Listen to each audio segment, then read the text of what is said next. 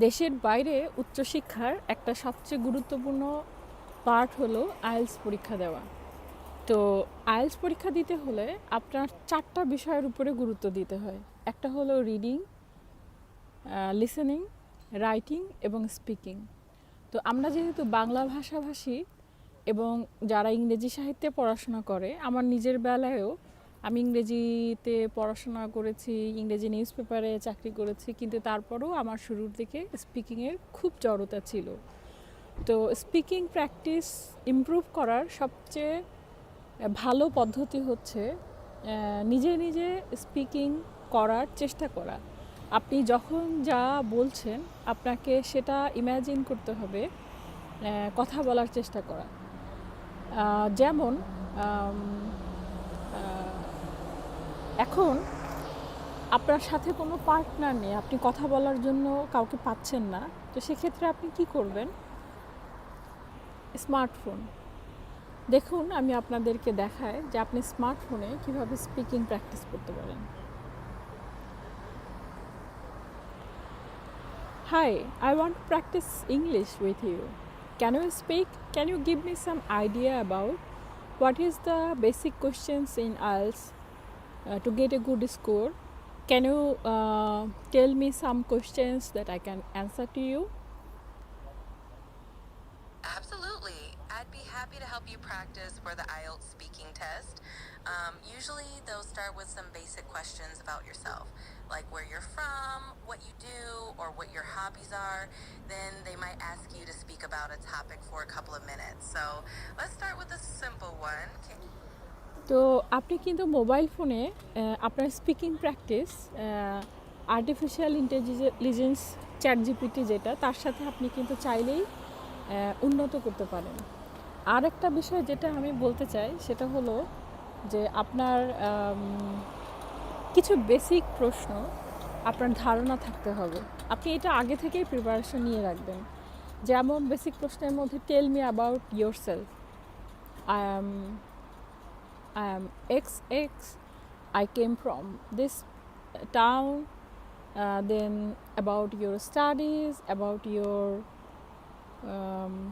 career, about your job. So এখন তো artificial ইন্টেলিজেন্সের যুগ, তো আপনাদের এই ক্ষেত্রে চ্যাট জিপিটি আপনাদেরকে খুবই হেল্প করতে পারে।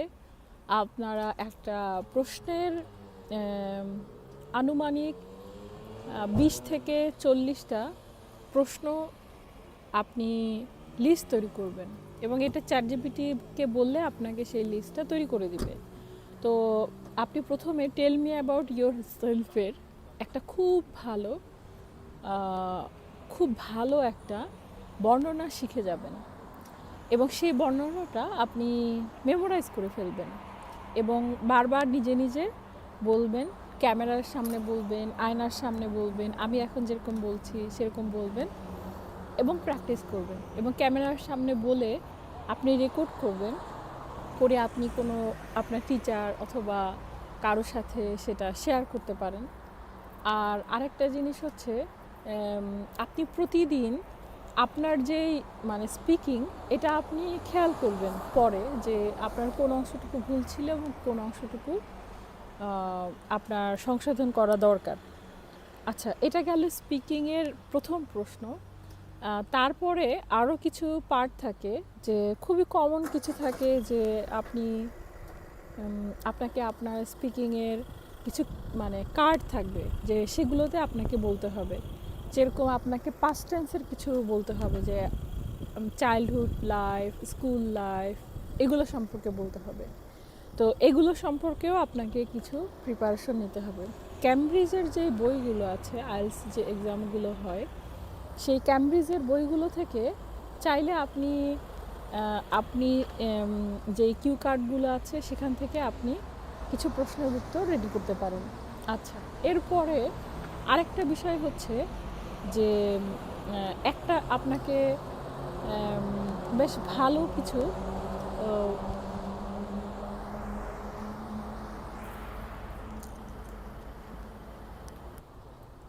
আর রিডিং এবং রাইটিংয়ের জন্য আপনি প্রতিদিন একটা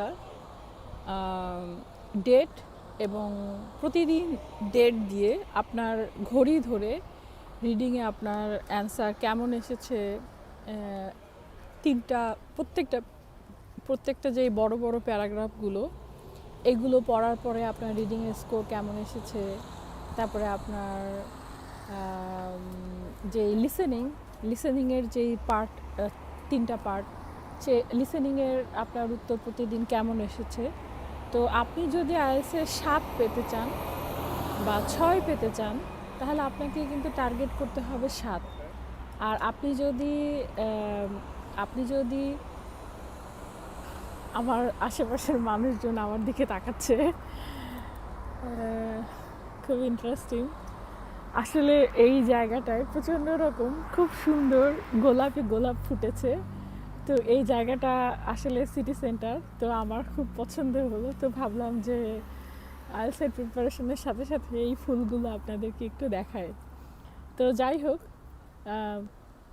আমরা আবার পড়াশোনার প্রসঙ্গে আসি।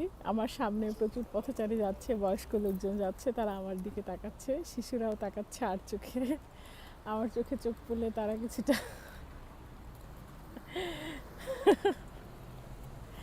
আচ্ছা, তো আমরা আবার পড়াশোনার প্রসঙ্গে আসি।